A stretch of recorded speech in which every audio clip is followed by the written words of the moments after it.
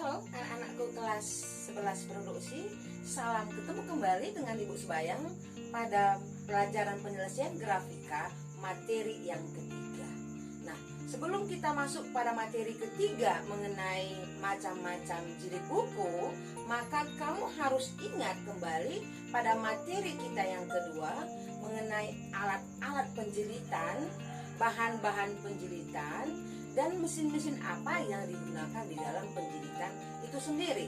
Kalau kamu sudah ingat, maka bagaimana penggunaan alat dan bahan penjilitan itu, maka kita masuklah ke materi yang ketiga, ini adalah macam-macam penjilitan.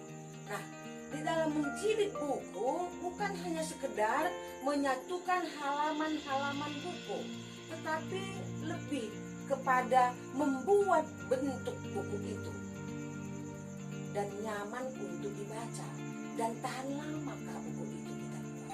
Itu yang sebagai yang perlu kita kerjakan dalam penjilitan buku. Nah, dalam menjilid buku ini, jenis apa yang akan kita gunakan, maka yang perlu kita pertimbangkan di situ adalah yang pertama, bentuk buku, ketahanan buku waktu penggunaan, harga buku itu sendiri, dan berapa halaman buku itu yang menjadi pertimbangan kita sebelum kita menjilid buku. Nah, untuk lebih jelasnya, maka tonton dan simaklah video berikut ini. Macam-macam jilid buku.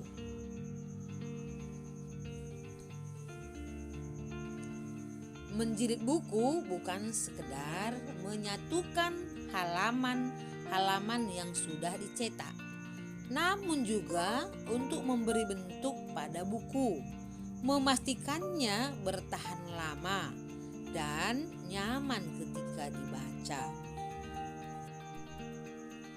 Sekarang kita masuk kepada jenis jilid yang pertama, yaitu jahit dengan menggunakan benang.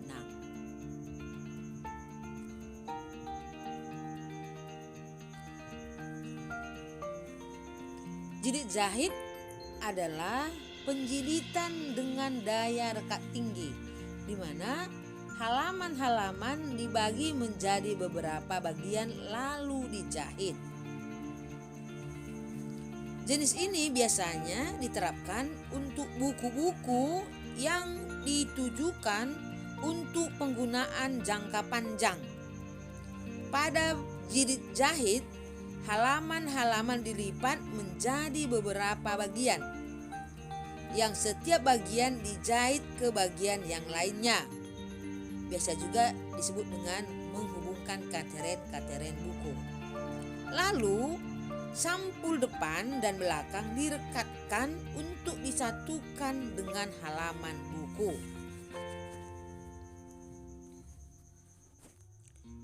Yang kedua, menjilid dengan menggunakan lem.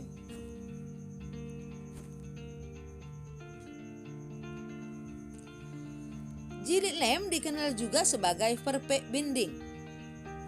Halaman disatukan lalu dijilid dengan lem atau perkat. Jenis jilid ini cukup tahan lama dan memiliki biaya rendah hingga menengah. Jenis buku yang memiliki jumlah halaman banyak biasanya menggunakan penjilitan ini. Pada jilid lem, halaman-halaman disatukan lalu direkatkan dengan lem ke sampul buku. Jenis ini bisa diterapkan pada buku dengan sampul hardcover ataupun softcover. Kendati demikian, jenis lem bukan jenis penjilitan dengan daya rekat paling tinggi, dan buku tidak bisa dibuka rata-rata 180 derajat. Jika lem perekatnya buruk, halaman buku mudah lepas. Perlu diingat bahwa penjilitan ini mengurangi margin atau tepi halaman buku untuk bisa direkatkan ke sampul. Oleh karena itu, ketika membuat layout perlu mengurangi jarak teks dan gambar dari tepi halaman untuk bisa ditampilkan secara menyeluruh. Yang ketiga,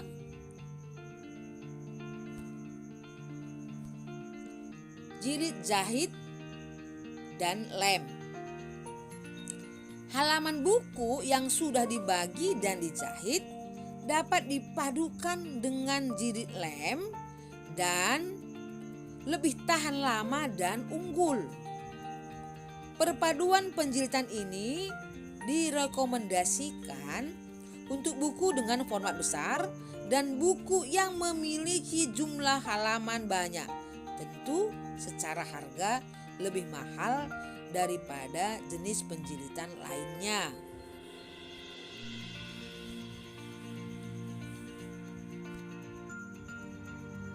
Yang keempat, jilid spiral.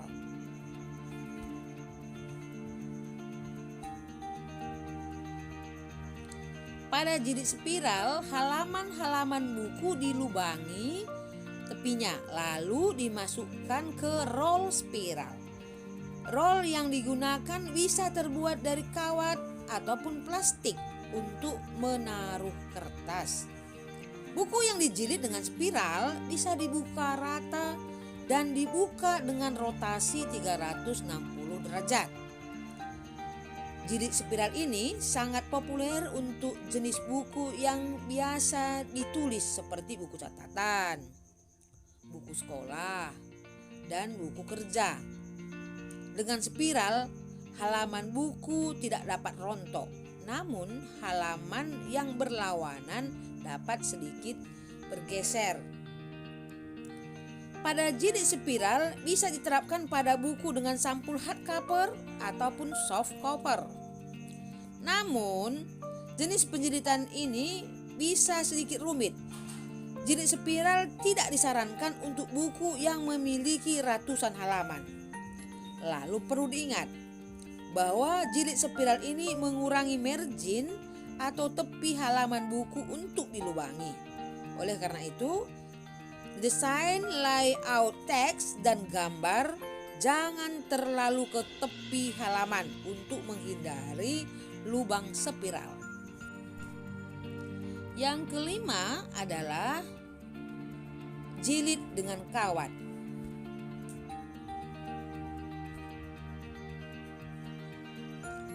Jilid kawat dikenal juga sebagai jilid staples. Penjilitan ini merupakan yang paling mudah dan murah. Pada jilid kawat, halaman-halaman dilipat dan disatukan. Lalu di-staples pada dua halaman yang berada di bagian atau urutan tengah dari semua halaman.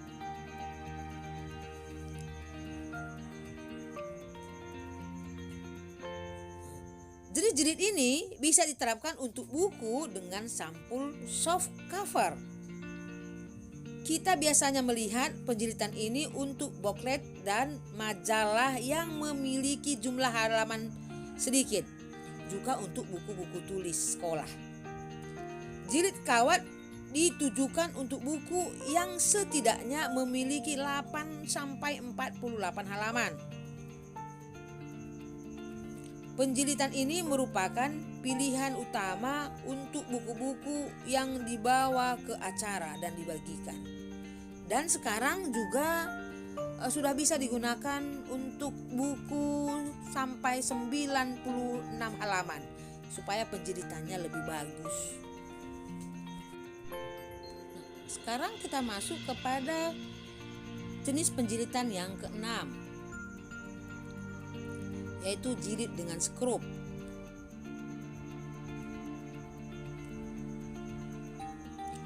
Jenis jilid skrup bisa diterapkan untuk buku dengan sampul hardcover.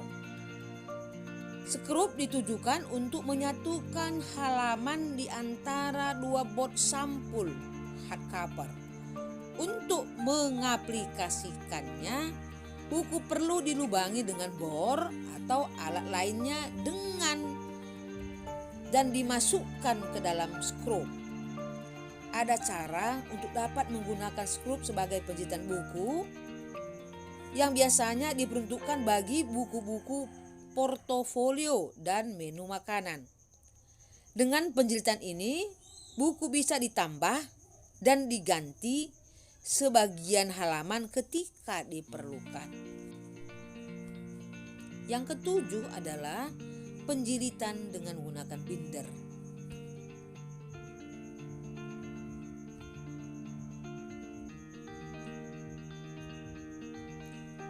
Binder adalah cara yang sangat cepat dan mudah untuk menjilid dokumen yang sudah dilubangi. Kamu cukup menggeser pengikat ke atas tepi buku, lalu dapat dengan mudah untuk menambah dan mengganti halaman jika perlu. Yang kedelapan adalah jilid dengan menggunakan lakban.